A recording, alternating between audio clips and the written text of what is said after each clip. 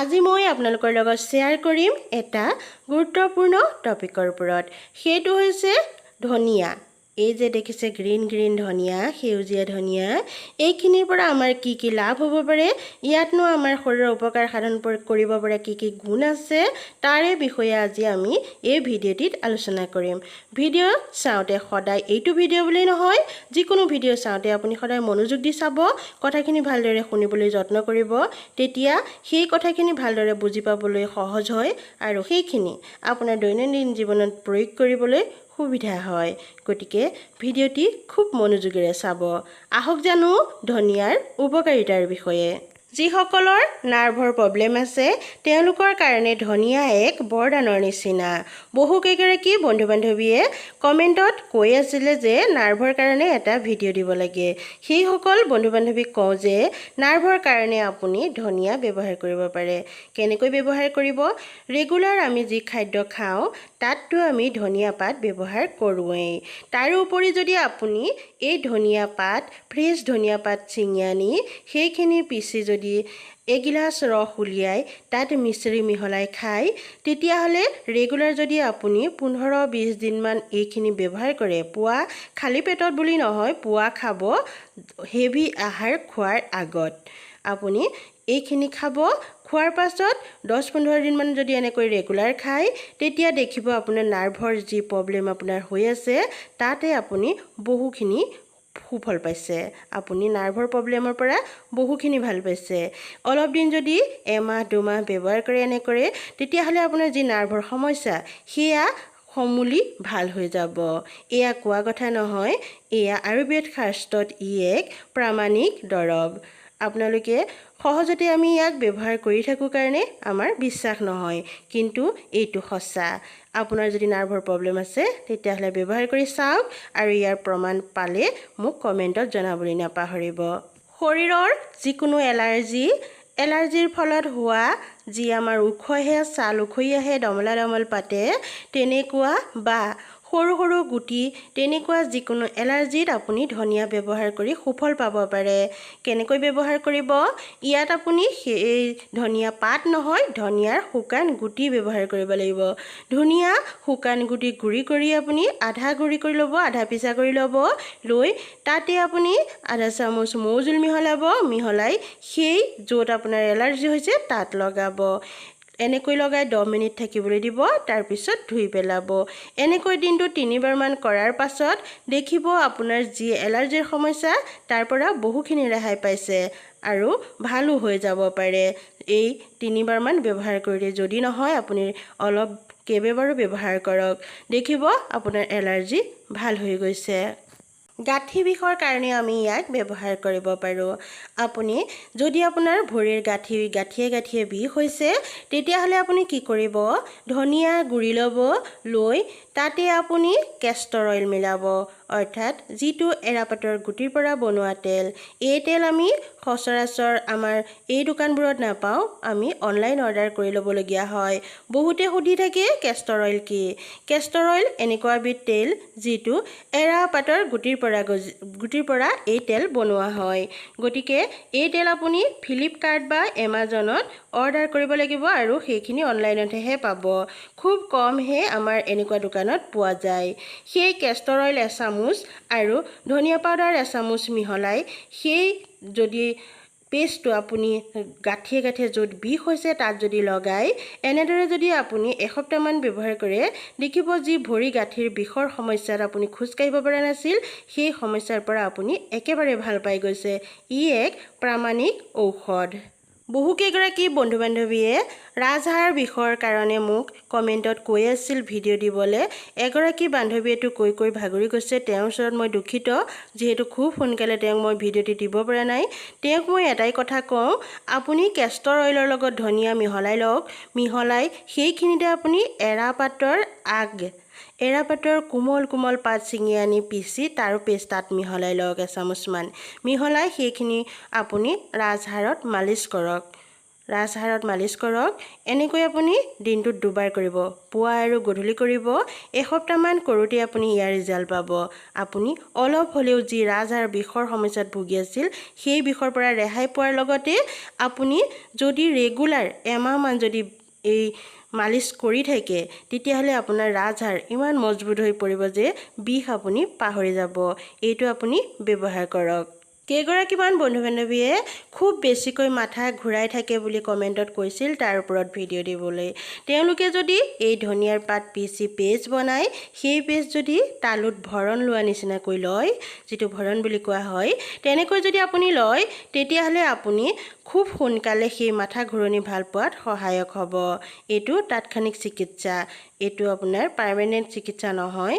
যদি আপোনাৰ মাথা ঘূৰাই আছে তেতিয়াহ'লে আপুনি ধনিয়া পাত পিচি তাৰ পলেপ আপোনাৰ তালুত দিয়ক। আপুনি খুব সোনকালে সেই মাথা ঘূৰোৱাৰ পৰা ৰেহাই পাই যাব। আমাৰ গেছৰ সমস্যাৰ পৰাও ৰেহাই পোৱাত এই ধনিয়াই সহায় কৰে। আপুনি ধনিয়াৰ চাহ খাব পাৰে। এই ধনিয়াৰ চাহ যদি আপুনি খায় গেছৰ পৰা ৰেহাই পাব। কেনেকৈ বনাব এই চাহ? আপুনি পানী এগিলাচ ল'ব, উতলিবলৈ দিব। তাতে আপুনি শুকান ধনিয়া গুড়ি এচামুচ দি দিব। যদি আপুনি শুকান ধনিয়া গুড়ি দি সেইখিনি খাবলৈ বেয়া পায় তেতিয়াহ'লে আপুনি দৈনন্দিন ব্যৱহাৰ কৰা চাহপাতো দিব পাৰে। চাহপাতো কেইটামান তাতে দি দিব ধনিয়া গুড়ি দিয়াৰ পাছতে, আৰু তেজপাত বা যিকোনো দি পেলাই আপুনি এইখিনি খাব পাৰে। তেতিয়া আপোনাৰ খুব সোনকালে গেছৰ যি সমস্যা সেই সমস্যাৰ পৰা ৰেহাই পাই যাব। খুব বেছি যদি আপুনি গেছত ভুগি আছে, খুব বেছিয়ে গেছৰ পৰা কেতিয়াবা আমাৰ বিষ হয়, অসহ্য বিষ হয়, য'তে ত'তে আমাৰ দেহৰ বিষ হয়, গলধনত বিষ হ'ব, পেটৰ ছাইডত খুচি বিন্ধি থাকিব। এনেকুৱা যদি অসহ্য বিষৰ সন্মুখীন হয় তেতিয়াহ'লে আপুনি দিনটোত দুবাৰ খাওক, 3 দিনমান খাওক, আপোনাৰ গেছ সুমন্ত হৈ যাব। আমাৰ চকুৰ ৰশ্মি বৃদ্ধি কৰাটো ধনিয়া পাতে বহুত সহায় কৰে। কেৱল আমি দৈনন্দিন খাদ্যত ব্যৱহাৰ কৰা ধনিয়া পাত চব্জি আদিত ব্যৱহাৰ কৰিলেই নহ'ব। আমি যদি দিনটোত এবাৰ, পুৱা হওক গধূলি হওক, যেতিয়াই আপুনি কমফৰ্টেবল ভাৱে, যেতিয়া আপোনাৰ সুবিধা হয় তেতিয়াই আপুনি ফ্ৰেছ ধনিয়া পাত ল'ব। এই ধনিয়া পাত ইমান গ্ৰীণ, ইমান এণ্টিঅক্সিডেণ্ট ভৰপূৰ মাত্ৰাত আছে। আপুনি এই ধনিয়া পাত পিচি এগিলাচ হওক বা আধা গিলাচ হওক আপুনি ৰস ডেইলি খাওকচোন। দেখিব আপোনাৰ চকুৰ ৰশ্মি ইমান বেছি বৃদ্ধি হৈছে, লগতে আপোনাৰ যি চকুজনিত যিকোনো সমস্যাৰ পৰা আপুনি বহু পৰিমাণে হাত সাৰি থাকিব পাৰে এই ধনিয়াৰ ৰস খাই। ই আমাৰ চকুৰ কাৰণে বৰ উপকাৰী। আৰু এটা অবিশ্বাস্য হ'লেও ই সত্য, আমাৰ শালমইনা সমস্যা দূৰ কৰাটো ধনিয়া পাতে সহায় কৰে। আপুনি ফ্ৰেছ ধনিয়া পাত কেইটামান পিচি তাৰ পেষ্ট বনাই ল'ব। তাতে 1 চুটকি হালধি মিহলাব, অৰ্থাৎ আধা চামুচতকৈ কম হালধি মিহলাব। মিহলাই আপুনি য'ত শালমইনা হৈছে ত'তে আপুনি লগাব। যদি গোটেই মুখখনতে আছে গোটেই মুখখনতে এই পেষ্টটো লগাব। লগাই আপুনি 10 মিনিট থাকিবলৈ দিব। 10 মিনিটৰ পিছত পৰিষ্কাৰ পানীৰে ধুই পেলাব। সপ্তাহত এনেকৈ যদি আপুনি 4 দিন ব্যৱহাৰ কৰে, 4 দিনতে দেখিব আপোনাৰ যি শালমইনা সমস্যা বহু পৰিমাণে আছিলে সেইখিনি বহু পৰিমাণে কমি গৈছে। যদি আপুনি ৰেগুলাৰ 2 সপ্তাহ 3 সপ্তাহ এনেদৰে ব্যৱহাৰ কৰে তেতিয়া শালমইনা সমস্যাৰ পৰা আপুনি একেবাৰে ৰেহাই পাই যাব পাৰে। কেৱল শালমইনা সমস্যা দূৰ কৰাই নহয়, ভিটামিন চি ভৰপূৰ মাত্ৰাত থকা হেতুকে এই পেষ্ট আমি লগোৱাৰ ফলত আমাৰ স্কিনৰ উজ্জ্বলতাও বৃদ্ধি পায় আৰু আমাৰ নোমৰ গুৰিত যি লেতেৰা পদাৰ্থ থাকে সেইখিনি দূৰ কৰি আমাৰ স্কিনখন বহু বেছি পৰিমাণে উজ্জ্বল কৰাটো সহায় কৰে। ইয়াৰ বাবে আপুনি কি কৰিব? ধনিয়া পাত পিচি 2 চামুচ পেষ্ট ল'ব, তাতে এচামুচ দৈ দিব আৰু আধা চামুচ মৌজোল দিব। দি সুন্দৰকৈ পেষ্টটো মিহলাই ল'ব। লৈ সেই পেষ্টটো আপোনাৰ মুখত এপ্লাই কৰিব। কৰি কমচে কম 20 মিনিট আপুনি থাকিবলৈ দিব। 20 মিনিট ৰখাৰ পিছত পৰিষ্কাৰ পানীৰে আপুনি মুখখন ধুই পেলাব। এনেদৰে যদি সপ্তাহত আপুনি 4 দিন ব্যৱহাৰ কৰে দেখিব ধূলি মাকতি লাগি আপোনাৰ স্কিনখন যেনেকুৱা অনুজ্জ্বল কৰি তুলিছিল, যদি আপোনাৰ স্কিনৰ উজ্জ্বলতা হেৰাই গৈছে তেতিয়াহ'লে এনেদৰে যদি আপুনি এসপ্তাহ ব্যৱহাৰ কৰে তেতিয়াহ'লে দেখিব বহু পৰিমাণে আপোনাৰ স্কিনৰ উজ্জ্বলতা ঘূৰি অহাৰ লগতে আপোনাৰ স্কিনখন চাফা হৈ গৈছে আৰু শালমইনা যি সমস্যাত আপুনি বহুত দিনৰ পৰা ভুগি আছিল সেইখিনিৰ পৰাও হাত সাৰি গৈছে। ধনিয়া পাতত আমাৰ চুলি দীঘল কৰা বা চুলি সৰা সমস্যা দূৰ কৰা বহুখিনি উপকাৰী গুণ আছে।